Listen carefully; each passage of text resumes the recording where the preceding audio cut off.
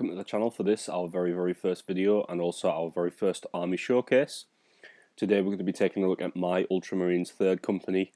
I'm going to talk to you a little bit about the fluff behind the army design, the types of things that I run in typical friendly games, and let you have a look at the paint jobs on some of the miniatures. So without further ado, here we go. Okay, so the first miniature that we have here is Cassius. In choosing an Ultramarines army, I wanted to go for something that was a little bit different to the second company that you quite often see, so I decided that I quite like the idea of an elite alien hunting force, which is why I picked the 3rd company. Cassius is a mainstay in most of my armies. He's toughness 6 and he's really good in close combat. Tactical squads, of course, make up the mainstay of any Space Marine army, and my typical formation of choice is the Battle Demi Company, as it is for most Space Marine players. I like to go with kind of fluff, heavy weapon choices, so typically I stick to things like I've got a lot of assault cannons, I've got a lot of plasma, I've got a lot of grav, things that would be good for bug hunts, basically, and other typical 40k alien bad guy fights. Storm Talon's one of my absolute favourite pieces in the army.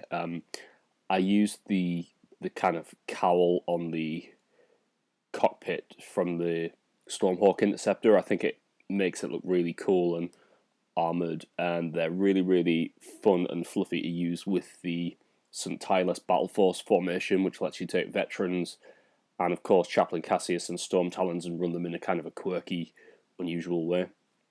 This is a bit of mortar pool from the 3rd company again, in keeping with the theme of things like assault cannons. Most of the vehicles have custom livery and identification markings on them, so you can see that they all have a chapter logo. Some of them have quite extensive scroll work. Some of them have little kind of special fascia plates to designate which character they belong to, and they're all pretty heavily weathered. I like the idea of the vehicles looking like they've been in an actual battle and seen a few kind of fights before they hit the table. If any of you are familiar with the Sentinel Wargaming Instagram page or Facebook page, you'll have probably seen a lot of these miniatures in our photo battle reports, but I just thought it would be kind of cool to let you guys see some better images of the miniatures up close before we start recording battle reports and you see them in action. The Venerable Dreadnought's won me more games than I can actually count.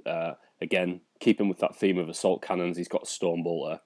Venerable Dreadnought's hitting on 2s with ballistic skill 5. Very powerful in close combat with Hammer of Wrath, a strength 10 power fist at initiative, and I tend to run him alongside the 1st Company Task Force as a kind of a support mechanism. So you'll see a few of those squads now. We've got Vanguard veterans, we've got Stern Guard veterans. I think it really fits in with the fluff of the 3rd company that they would have a lot of veteran squads in the assistance of the 1st company on Macragge during the Battle of Macragge, so that kind of heavily informs my army selection. And of course, as you can see now, we've got Mr. Marnius Calgar himself. I like the 3rd Ed model. I think it's cool. It's a throwback to the good old days. I added kind of a custom Ultramarines logo on the gauntlets of Ultramar just for extra blingage, and that brings me on to his ride, which is a Land Raider Redeemer.